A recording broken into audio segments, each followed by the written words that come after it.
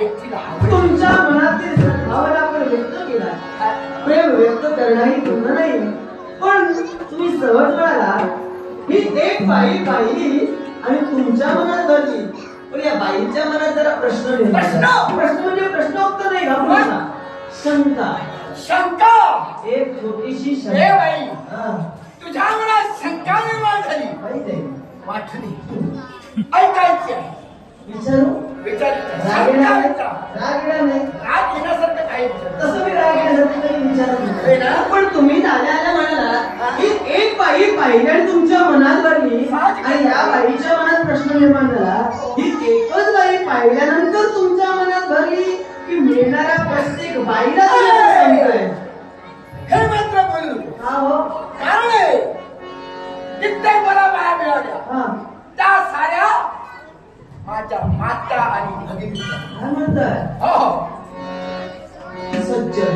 मी आहे. होय? तू माझ्या समोर आहे. तू मात्र माझ्या मनात. आवडली आपली प्रामाणिक सद्भावना. प्रेम व्यक्त करणं हा गुन्हा प्रथमच म्हटलं आणि तीच प्रेमरूपी भावना तुम्ही आमच्या समोर व्यक्त केला. म्हणे इतर स्त्रिया तुमच्या माता भगिनीप्रमाणे आहेच आणि तुम्हाला जी आवडली स्त्री ती मी आहे. आदर करते या तुमच्या भावनेचा आणि म्हणूनच आपली ही प्रामाणिक सद्भावना ऐकून आपल्याला एक छोटासा उपदेश करावासा वाटतो. उपदेश? हा, असा कोणता तो बाई उपदेश? करू ना? खरं ना? चालेल. तुम्हीच म्हणाला ही एक बाई पाहिली आणि तुमच्या मनात भरली, पण मला तरी तुम्हाला असं सांगायचंय बाईचा नाच चांगला नाही. का गं बाई? कारण आहे याला. असं कुठलं कारण? याला कारण काय? या विश्वात स्त्री जात जशी आहे, स्त्री प्रेमानं लावते लळा.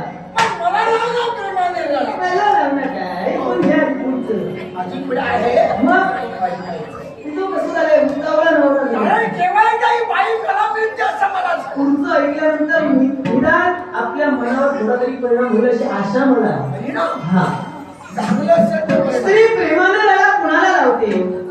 तुझ्यासारख्या अपरिचित व्यक्तीला नाही, पण तुझ्यासारख्या अपरिचित व्यक्तीला सुद्धा ती प्रेमानं केव्हा लळा लावते? थोडीशी ओळख, आपुलकी, माया, ममता जर का निर्माण झाली असेल त्या व्यक्तीबद्दल. अजून खूप बाकी आहे. आता नुकती ही सुरुवात होते. या अजून बरंच काही ओळखायचं आहे. खायचंय? हा, आणि म्हणून स्त्री प्रेमानं कुणाला लळा लावते? आपल्या आई वडिलांना, आपल्या नवऱ्याला, आपल्या मुलाबाळांना, आपल्या आप्तस्वकीयांना, आपल्या मित्र परिवाराला, म्हणजे तिच्या जवळची जी माणसं आहेत ना तिला ती प्रेमानं लळा लावते. स्त्री केव्हाही नातं तोडत नाही, ती नातं जोडण्याचा यशस्वी प्रयत्न करत असते. अरे स्त्रीचा महिमा या विश्वात आलाय. स्त्री कुणी सामान्य नव्हे, तर जिने हे विश्व निर्माण केलं ती विश्वाची आदिमाया आदिशक्ती, ती सुद्धा एक स्त्रीच होय. जिच्यावर तुम्ही आता उभे आहात ती धरणी माता, ही सुद्धा एक स्त्रीच आहे. जिनं 9 मास 9 दिवस 9 घट्टा अशा अनंत काळच्या यातना सहन करून स्वतःचं उदर पार पाडून आपल्या मुलांना जन्म दिला. तुलाच काय, मला जिनं जन्म दिला ती तुझी माझी माता सुद्धा एक स्त्रीच होय. अरे या विश्वात स्त्रीचा महिमा फार अगाध आहे. या स्त्रीला कधी कमी लेखू नये, कारण आज स्त्री पुरुषापेक्षा एक पाऊल पुढे चालली आहे.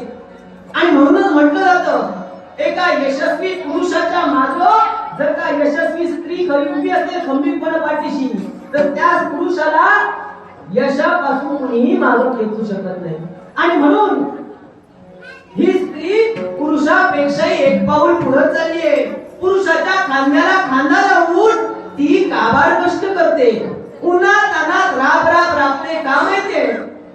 स्वतःच्या नवऱ्याला हातभार लागावा, स्वतःचं घर सुखी समाधानी चालावं आणि ते घर चालविण्यासाठी ती स्त्री आपल्या नवऱ्यासोबत उन्हात तानात राब राब राबते, काबाड कष्ट करते. त्यावेळी ती स्त्री साक्षात गृहलक्ष्मी होऊन त्या घरात नांदत असते. ही स्त्री स्वतःच्या हाताला चटके बसत असताना सुद्धा अगदी रगरगत्या अग्नीसमोर पंचपक्वानांचं भोजन स्वतःच्या हाताने शिजवते. अगदी ते अन्न शिजल्यानंतर आधी आपल्या घरातल्या माणसांना ती वाढते, त्यांचं पोट भरते आणि उरले 2 घास तर आनंदाने आणि समाधानाने ती स्वतःच्या उदरात घेते. एवढे हाताला चटके बसत असताना सुद्धा ती पंचपक्वान्नांचं भोजन बनवते, आपल्या घरातल्यांचं पोट भरते ना. त्यावेळी ती स्त्री साक्षात अन्नपूर्णा माता या स्वरूपानं आपल्या घरातल्यांचं पोट भरत असते. ती स्त्री आपल्या लहान लहान मुलांना घडविण्यासाठी, आपल्या मुलांनी चालावं कसं, आपल्या मुलांनी बोलावं कसं, आपल्या मुलांनी वागावं कसं, या विश्वाचं पूर्ण ज्ञान म्हणजे सुसंस्कार एक आई म्हणून ती घडवत असते ना. त्यावेळी साक्षात सरस्वती माता होऊन आपल्या मुलाबाळांना ती विद्याभ्यास देत असते. ती स्त्री ज्यावेळी आपल्या घरावर संकट येतं, आपल्या माणसांवर संकट येतं नवे नवे, तर स्वतःच्या चारित्र्याला डाग लागण्याची ज्यावेळी वेळ येते ना, त्यावेळी ती स्त्री महाकाली चंडिका होऊन स्वतः संकट स्वतःवर झेलून ती संकट दूर करते, आपल्या घरच्यांना आपल्या माणसांना संकट मुक्त करते, भयमुक्त करते. ती स्त्री या विश्वाचा महिमा आघात आहे. एक स्त्री जर का कोपली असेल, हे विश्व सुद्धा लयाला जाऊ शकतं एवढं सामर्थ्य एका स्त्रीमध्ये आहे. म्हणून तुला म्हटलंय बाईचा नाच चांगला नव्हे, तर स्त्री प्रेमानं लावते लळा आणि वेळ प्रसंगी ज्यावेळी स्वकायचं रक्षण करण्याची जबाबदारी येते त्यावेळी केसानही कापते गळा. म्हणून बाईचा नाच चांगला नव्हे हा विचार सोड आणि माघारी जा. या बाईचा नाद लागलेला मला हक्क. संकल्पनी समोर आणि केसाने जर माझा गळा कापण्यासाठी सिद्ध होणार असेल, केसाने गळा कापता कापता तरी जवळ येईल, तेवढं तरी माझ्या मनाचं समाधान होईल. स्त्रीचं तत्व महत्व तुला पटवून सांगितलं, काहीतरी तुझ्या मनावर परिणाम होईल अशी आशा मला होती. पण तुझं कसं झालं, पालत्या घड्यावर पाणी. पण त्याच्यावर उपदेश देण्याच्या अगोदर ही एक बाई हा विचार करायला हवा होता. मी उपदेश तुझ्यासमोर करते, पण तुझ्यासोबत व्यक्त बडबड करायला मला वेळ नाही. पण हाती मी कर्तव्य घेतलंय, त्यासाठी मी झालंय तुझ्यावर प्रेम मागितलं.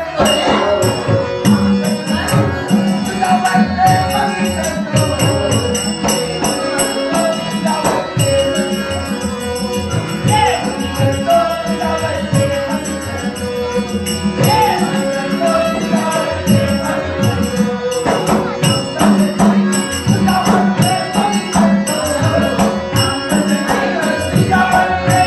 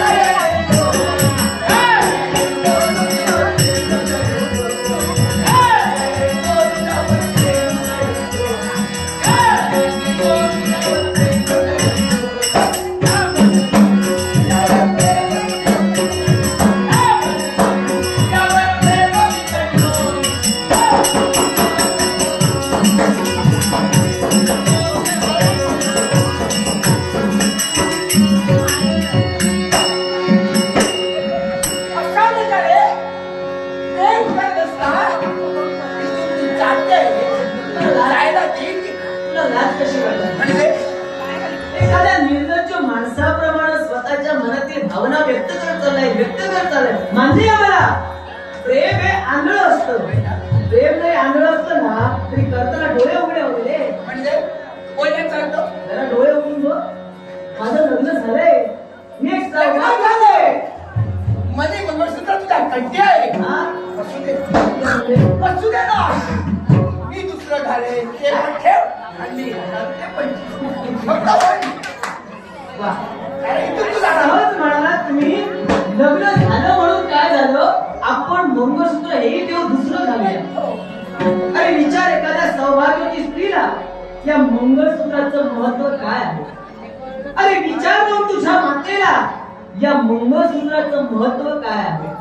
अरे हे मंगळसूत्र म्हणजे फक्त एक बंधन नाही आहे, लक्षात ठेव. हे मंगळसूत्र म्हणजे एक पवित्र नातं आहे. हे पवित्र बंधन आहे. एक परपुरुष एका परस्त्रीच्या कंठी ज्यावेळी हे मंगळसूत्र घालतो ना त्यावेळी लग्नातील महत्वाचा संस्कार परिपूर्ण केला जातो. अरे या मंगळसूत्राचं महत्व जेवढं आहे. अरे मंगळ म्हणजे पवित्र आणि सूत्र म्हणजे धागा. पवित्र धाग्यात काळ्या मण्यांची केलेली ही गुंफण म्हणजे हे मंगळसूत्र होय. आणि या मंगळसूत्राच्या या दोन वाट्या म्हणजे कोणी सामान्य नव्हे, साक्षात शिव आणि शक्तीचं स्वरूप होय. ज्यावेळी एक पुरुष एका स्त्रीच्या कंठी मंगळसूत्र धारण करतो ना त्यावेळी या दोन वाट्या म्हणजे शिव आणि शक्तीचं हळद आणि कुंकू घालून पूजन केलं जातं. आणि त्यानंतर त्यांची आराधना करून तो पुरुष एका स्त्रीच्या कंठी मंगळसूत्र घालतो. त्यावेळी लग्नासारखा पवित्र सोहळा परिपूर्ण होतो. अरे या मंगळसूत्राची लांबी स्त्रीच्या पोटापर्यंतच का असते? यालाही कारण आहे. कारण स्त्रीच्या पोटाभोवती अनाहत चक्राचं स्थान आहे. आणि ज्यावेळी या मंगळसूत्राच्या या दोन वाट्या म्हणजे साक्षात शिव आणि शक्ती या अनाहत चक्राला स्पर्शित होतात त्यावेळी त्या सौभाग्यवती स्त्रीची आत्मिक शक्ती जागृत होते. आपण कोण आहोत?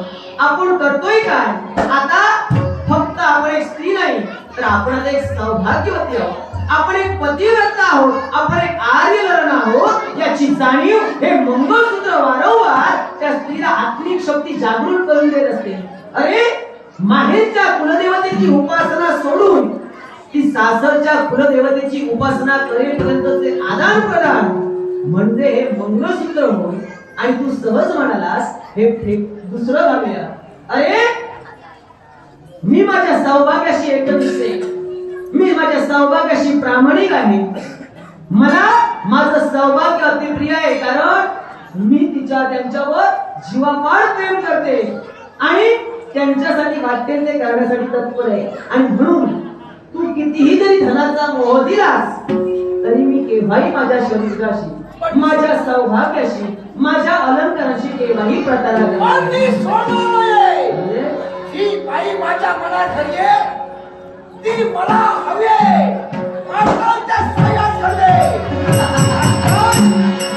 दानवेश्वर तुला काय वाटतं? महाराणी सुमतीने तुला ओळखलं नाही?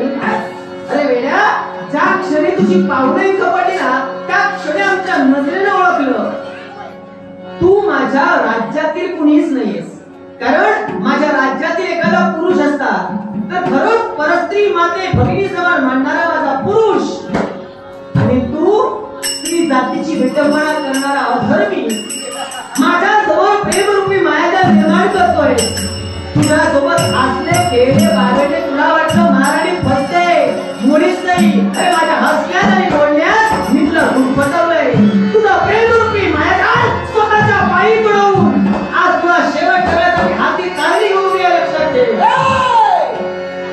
तेव्हा मी तुला पाहिलं तेव्हा